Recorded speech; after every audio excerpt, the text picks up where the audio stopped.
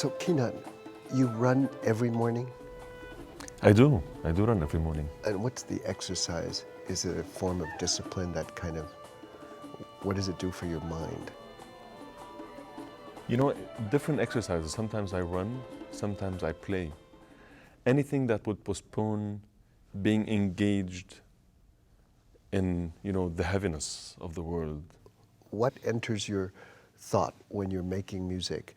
How do you sort of process your work, and how does outside life enter into it? I noticed actually that the way I work changed in the last 4 years, 5 years. I mean, I didn't write music for a whole year. When the Popular Uprising started in March 2011 to March 2012, I did not write any piece of music. For me, I was maybe, you were wondering what can you do, all these kind of questions.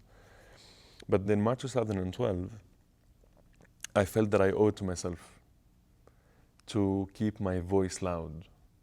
If the whole uprising was about people expressing themselves, and I thought I owe it to myself actually to really speak up in a way. Believing in the freedom that music making is about. And you see a tragic situation, what do? You play instrument just because it's some kind of a haven, right? Because it makes you feel better, it empowers you. But I don't think you create, you don't, if we think about actually the creation of art, I don't think you do art. Art is not a medication, It's not, because there's violence, let's do something in response. I think the way human nature responds to violence is it just continues to produce beauty, right? That's what we do naturally, humans. But also we are the same humans who are creating all the violence too. I'm paraphrasing, but I think Bernstein was once asked, what do you do in the face of violence?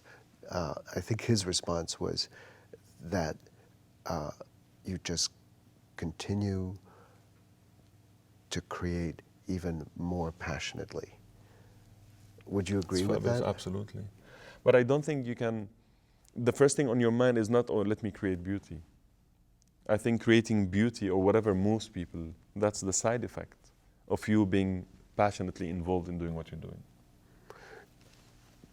And that seems to match what you were saying about keeping your voice loud, right? Yes. That you're fully engaged. You will run in the morning. You will do things that will keep you strong. Your voice loud. I think it would be something you want to respond with, something meaningful, not something beautiful in particular. If you see some kind of a violent act in front of you, your, I think, first reaction not to actually create something. You want to stop the violence, right? Right. But then the moment where you realize, well, I'm not able actually to jump into that fight and stop the violence, you try to find other ways, and so the doctor will continue to be a doctor, and the engineer will continue to be an engineer. You work harder. And you realize actually that it makes sense that you're doing this. You're a little piece of a much bigger puzzle. So might as well just focus on that as much as you can. I'd like to think that, what we do as artists can move people to be proactive. When I play my clarinet or when I compose, I'm being proactive. I'm doing something. It might be very small. And sometimes I wonder if would it make any change? I realize the limitation of my instrument. I realize the limitation of the art too. It doesn't offer the answer for everything, but it can offer one little answer. A piece of music doesn't stop a bomb from falling. It doesn't feed somebody who's hungry. It does not free a political prisoner. It doesn't do any of this stuff. But what it can do, it can motivate people to be proactive. I hope sometime when I play that maybe the music will make people think, what can we do right now?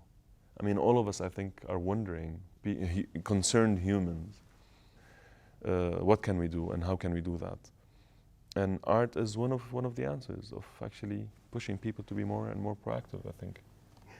As you were talking, I was thinking that what it prevents people from shutting down.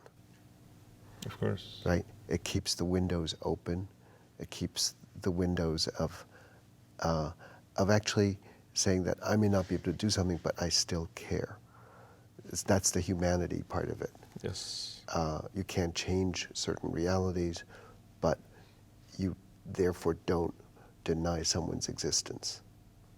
Absolutely. And that's a hard muscle to activate all the time, because in some ways we do want to protect ourselves, and somehow to continually keep ourselves open doesn't necessarily come naturally. But by doing that, we actually become human. True. Or True. more Of human. course. You don't deny someone's dignity. Absolutely. I mean, also, I think culture might be the only survivor, actually, of violent times. I think by culture and art does preserve, in the most positive sense. I'm not somebody who likes to keep things as they are, but it documents our times for future generations to learn from.